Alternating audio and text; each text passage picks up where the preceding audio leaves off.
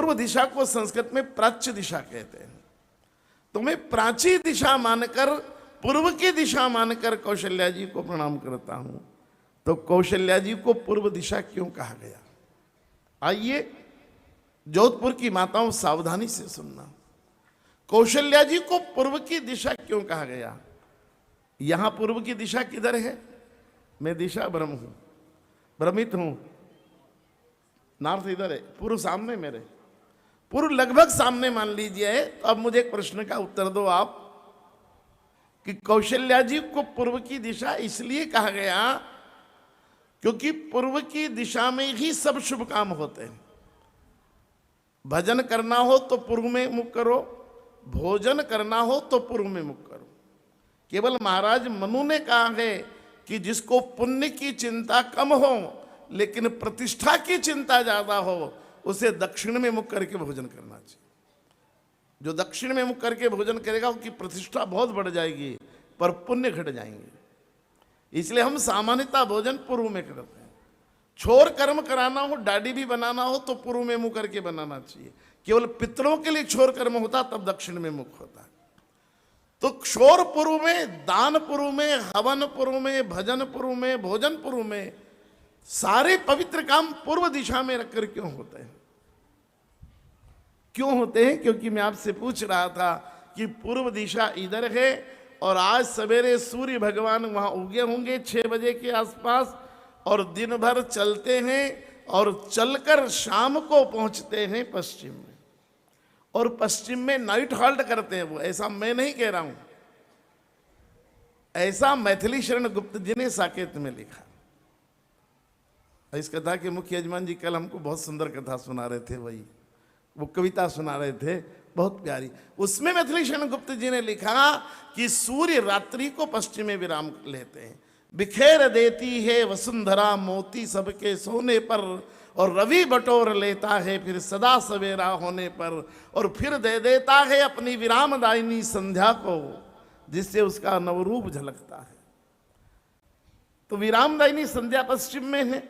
तो सूर्य भगवान सुबह यहां से चले, शाम को पश्चिम में जाके विश्राम करेंगे। तो अब जोधपुर मुझे बताए कि कल सूरज कहां से उदय होगा? अब रात भर तो उधर है सूरज भगवान, तो कल सूरज उधर से निकलेंगे कि इधर से निकलेंगे? अरे भाई वहां रुके हैं ना रात्रि, तो उधर से निकलेंगे। नहीं निकलेंगे ना, किधर से निकलेंगे? इधर से निकलेंगे। इसलिए स्वामी विवेकानंद जी ने कहा था कि भरत वंशियों सावधान। बोले क्यों? बोले पश्चिम लेना तो जानता है पर वापस करना नहीं जानता। पश्चिम केवल लेना ही लेना जानता है, पश्चिम कभी वापस करना। जो केवल लेना जानता है, देना नहीं जानता, उसको राक्षस कहते हैं। जो जितना लेता है उतना देता है, उसको मनुष्य कहते हैं। आप भी शादी में जाते होंगे, आपके पतिदेव तो पहले पूछते होंगे वो अपने घर आए थे तो कितने का लिफाफा दिया था? बोले 1100 को। तो बोले अपन भी 1100 दे दो। क्योंकि जितना लेता है उतना देता है, वो कौन होता है? मनुष्य। जो लेता है पर देता ही नहीं है, वो होता है राक्षस। लेकिन जो कम से कम लेता है और ज्यादा से ज्यादा देता है, वो देवता होता है। धरती को देवी इसलिए कहा कि धरती एक मक्का का दाना लेती है और भुट्टे पर 100 दाने। धरती के जमीन में एक ज्वार का दाना बोओ तो भुट्टे पर 1000 दाने निकलते हैं। क्योंकि धरती लेती कम है, देती। ये 5 यज्ञ हमारे यहां जो प्राणायाम है वो वायु का यज्ञ है। जो सूर्य को अर्घ्य दिया जाता है वो जल का यज्ञ है। जो समाधि में जाते हैं वो आकाश का यज्ञ है। ये 5 यज्ञ बड़े महत्वपूर्ण है भारतीय संस्कृति के 5 तत्व के। और 5 ही यज्ञ लेते कम है और देते। शुद्ध अग्नि में शुद्ध गाय का शुद्ध देशी घी अगर शुद्ध मंत्रों के साथ आहूत किया जाए तो 10 ग्राम घी 2 टन ऑक्सीजन देता है। पर चाहिए सब शुद्ध। हम बॉम्बे में कथा कर रहे थे भागवत, और हमने कहा हवन करेंगे आखिरी दिन। अब बहुत गर्मी थी तो वो कोल्ड ड्रिंक पिला रहे थे, तो फंटा पी गए हम 2-3 बार बॉटल से। और फिर यज्ञ करने की बारी आई तो उन्होंने तो लकड़ी के फंटे लाकर दे दिए हमको। बोले इनमें, मैंने कहा ये तो हमारे यहाँ फंटे कहलाते हैं भाई, बोर्ड। बोले पंडित जी 3 दिन से तुम भी तो फंटा ही पी रहे थे, अब फंटा में यज्ञ कर दो। मैंने कहा यज्ञ नहीं होता भाई इसमें, लकड़ी की समिधा चाहिए। तो शुद्ध अग्नि में शुद्ध गाय का, देसी गाय का, शुद्ध तो फिर मारवाड़ी गाय है भाई। मारवाड़ी गाय की क्या महिमा कही जाए। हमारे यहाँ जिसके घर मारवाड़ी गाय होती है उसको मालवा में सौभाग्यशाली माना जाता है। इनके घर मारवाड़ी गाय है। तो शुद्ध गाय का शुद्ध घी शुद्ध अग्नि में हो तो कितना देता है। इसलिए जो लेता कम है देता ज्यादा है वो देवता होता है, और केवल देता ही देता है, लेता कुछ भी नहीं, उसे ब्रह्म कहा जाता है। क्योंकि निराकार ब्रह्म को आप क्या क्या नैवेद्य लगाओगे, क्या तिलक लगाओगे, क्या हवन करोगे उसका।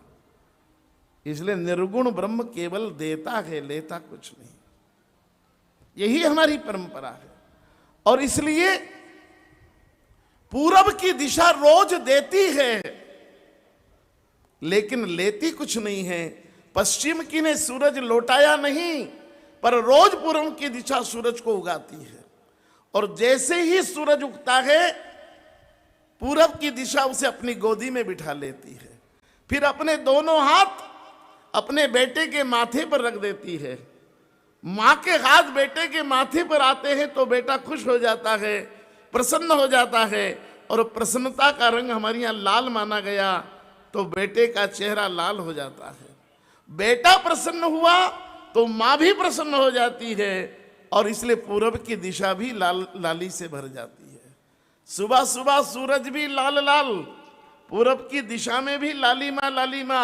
और मेरी प्रार्थना है उगते सूरज का दर्शन करना, तो आप भी प्रसन्नता से भर जाओगे, आपका रंग भी लाल हो जाएगा। बोले क्यों? बोले लाली देखन में गई,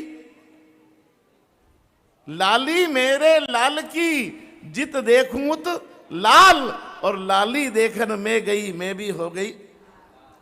प्रसन्नता से भरो को देखोगे तो आप भी ऊर्जा से भर जाओगे।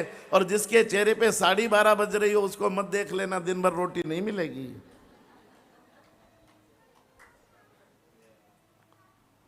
हाँ, मुझे अभी पिछली कथा में एक आदमी मिल गया, उसके चेहरे पे 12:35 हो रहे थे यार। 12:30 वाला भी चल जाए यार, लेकिन 12:35 वाले का क्या करेंगे। 3 दिन रोटी नहीं मिले, फिर उसको देख लो चेहरा। इसलिए प्रसन्नता से, ऊर्जा से, उमंग से, उल्लास से, उत्साह से भरे किसी का दर्शन करना, तो आपकी जिंदगी में भी उल्लास भर देगा। पूरब की दिशा लाल, सूरज भी लाल, क्योंकि मां की गोदी में बेटा बेटा हो, उससे प्रसन्नता का पल दूसरा। इसलिए लाखों लाखों साल से इस देश में हर मां अपने बेटे को लाल ही कहती आई है। हमारे सारे कृष्ण उपासक तो भगवान कृष्ण को अभी भी लाला ही कहते हैं, लाल जी ही कहते हैं कृष्ण को। हर मां कृष्ण को जो पुत्र भाव में रखती हो तो लाल जी ही कहती है। लेकिन थोड़ी देर बाद पूरब की दिशा ने हाथ हटा लिया। सूरज ने कहा मां क्यों हाथ हटाया? बोले देख बेटा अब मैं कहां हाथ रखती हूं, और सूरज की पीठ पर हाथ रख दिया। सूरज ने कहा मां यहां। बोले बेटा जब किसी को आशीर्वाद देकर विदा किया जाता तब पीठ पर हाथ रखा जाता है। बोले मां मुझे कहां जाना है? बोले देख तेरे पास कितना उजाला है, तेरे पास कितनी जगमगाहट है, चकाचौंध है, रोशनी ही रोशनी है, आलोक ही आलोक है, सहस्रों सहस्रों रश्मियां हैं, किरणें हैं, दीप्तियां हैं।